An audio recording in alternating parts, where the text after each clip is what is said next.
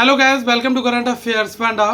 RRB PO में जो changes हैं वो तो होते ही रहते हैं, लेकिन एक्सट्रीम चेंजेस ये हुआ है कि जो क्वांट अभी तक थोड़ा सा मॉडरेट आ रहा था, वहाँ पर भी काफ़ी स्कोरिंग रहा है। मैंने देखा है कि रीजनिंग में लोगों ने 32 34 तक किए हैं, इवन क्वांट में भी 25 27 28 26 ऐसे अटैम्प्ट भी हमें देखने को मिले हैं। तो इस वजह से आम लोगों के जो नंबर ऑफ अटैम्प्ट हैं वो गैस 60 प्लस यहाँ पर हुए हैं। तो एक बार मुझे कमेंट सेक्शन में जरूर बताइएगा कि क्या आपका रहा है, और अगर ऐसे एक्सट्रीम इजी शिफ्ट आएंगे और मॉडरेट शिफ्ट और टफ शिफ्ट भी रहेंगे तो यहाँ पर नॉर्मलाइजेशन जो है वो जरूर होगा।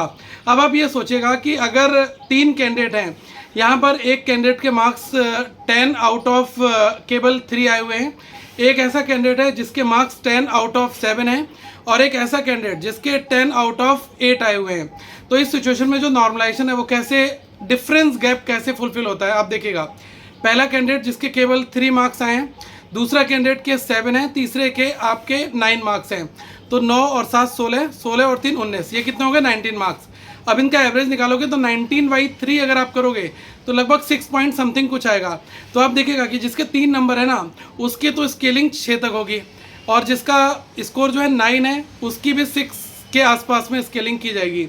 तो नॉर्मलाइजेशन की वजह से जो हाइयर अटैम्प्ट किए जाते हैं किसी शिफ्ट में, जहाँ पर पेपर थोड़ा सा इजी रहता है, नंबर ऑफ अटैम्प्ट काफ़ी ज़्यादा होते हैं, और एक ऐसी शिफ्ट जिसमें मॉडरेट रहते हैं नंबर ऑफ अटैम्प्ट, और लोग जो है एक डिसेंट अटैम्प्ट करने से भी थोड़े से पीछे रह जाते हैं। तो उस सिचुएशन में जो इनका इक्वी परसेंटाइल मेथड है उससे ही नॉर्मलाइजेशन होगा, और मुझे लग रहा है कि काफ़ी सारी चीज़ें आगे जरूर बदलेंगी।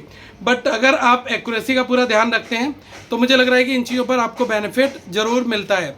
ये वही चीज़ है ना कि किसी ऐसे कैंडिडेट ने कि 60 अटैम्प्ट किए और उसके मार्क्स अगर सपोज कर लो कि 50 आ रहे हैं किसी भी तरीके से, कोई दूसरा कैंडिडेट है जो 55 कर आ रहा है और वहाँ पर उसके 50 मार्क्स आ रहे हैं, तो ऑब्वियसली जो एक्यूरेसी है वो किसकी ज़्यादा अच्छी है, 55 वाले की।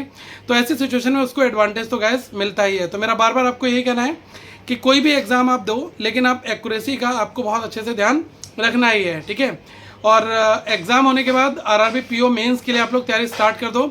लास्ट 6 मंथ का करंट अफेयर्स आपको करंट अफेयर्स पढ़ा के मोबाइल एप्लीकेशन में मिल जाएगा, जहां पर हर एक मंथ के 500 एमसीक्यूज हैं जो कि काफ़ी डिटेल एनालिसिस फॉर्मेट में दिए गए हैं।